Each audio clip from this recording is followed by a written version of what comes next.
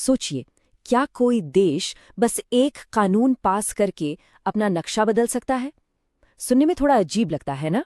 पर भारत के संविधान में एक ऐसा ही कह सकते हैं एक पावरफुल टूल है, और आज हम उसी की बात करने वाले हैं, आर्टिकल 2 की। और यही सवाल कि ये कैसे हो सकता है, हमें सीधा लेकर चलता है हमारे संविधान की गहराइयों में। तो आज हम क्या क्या देखने वाले हैं? हम समझेंगे कि भारत के पास विस्तार की ये शक्ति कहाँ से आई, आर्टिकल 2 असल में है क्या, ये पावर किसके हाथ में है, मतलब संसद के हाथ में।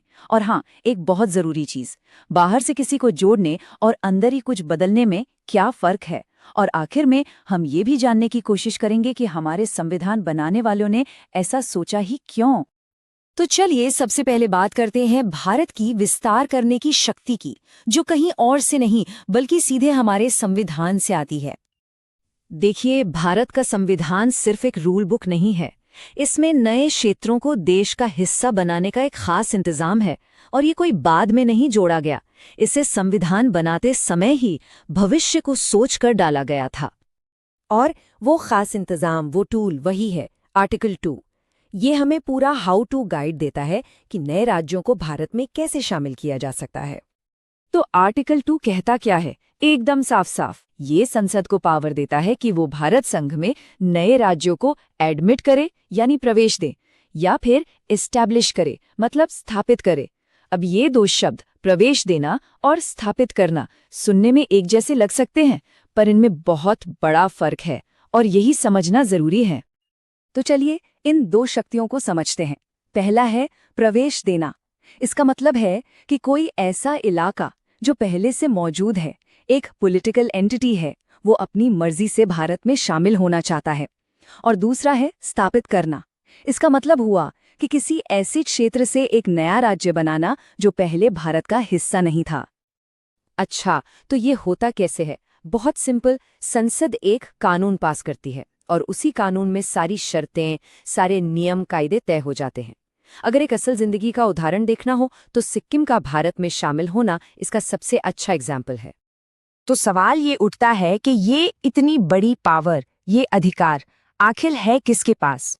जवाब एकदम क्लियर है, ये पावर सिर्फ और सिर्फ हमारी संसद के पास है और किसी के पास नहीं। ये एक एक्सक्लूसिव अधिकार है। चलिए इस बात को थोड़ा और साफ करते हैं।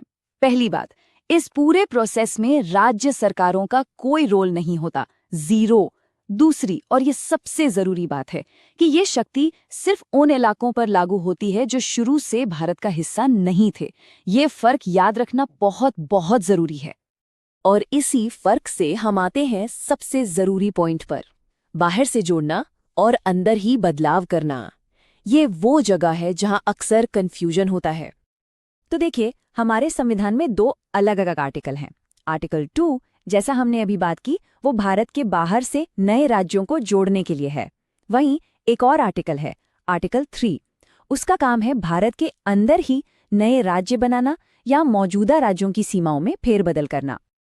तो एकदम सिंपल भाषा में कहें तो आर्टिकल 2 मतलब बाहर से जोड़ो, और आर्टिकल 3 मतलब जो अंदर है उसे बदलो। ये छोटा सा फर्क ही सब कुछ है, इसे समझना सबसे जरूरी है। अब सवाल ये है कि हमारे संविधान बनाने वालों ने आखिर इतनी बड़ी पावर संसद को दी ही क्यों? चलिए उनकी सोच और दूरदर्शिता को समझने की कोशिश करते हैं।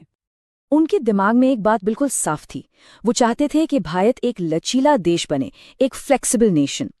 और यही लचीलापन, यही फ्लेक्सिबिलिटी आर्टिकल 2 की नींव है, ताकि देश आने वाले वक्त की चुनौतियों और मौकों के हिसाब से खुद को ढाल सके। तो आर्टिकल 2 के पीछे कई बड़े कारण थे। पहला, अगर कोई क्षेत्र भारत में शामिल होना चाहे तो उसके लिए एक रास्ता खुला हो। दूसरा, कभी कभी जियोपॉलिटिकल या प्रशासनिक वजहों से नए राज्य बनाना जरूरी हो सकता है। और तीसरा, सबसे जरूरी, कि ये सब कुछ एक कानूनी और संवैधानिक तरीके से हो, कोई जबरदस्ती या मनमानी ना हो। तो ये सब समझने के बाद हम एक बहुत ही दिलचस्प सवाल पर आकर रुकते हैं। आज के ज़माने में जब दुनिया इतनी बदल गई है, तब एक देश की सीमाओं के लिए इस लचीलेपन या फ्लेक्सिबिलिटी का क्या मतलब है? जरा सोचिए, ये एक ऐसा सवाल है जो संविधान के एक पुराने प्रावधान को सीधा हमारी आज की दुनिया से जोड़ देता है।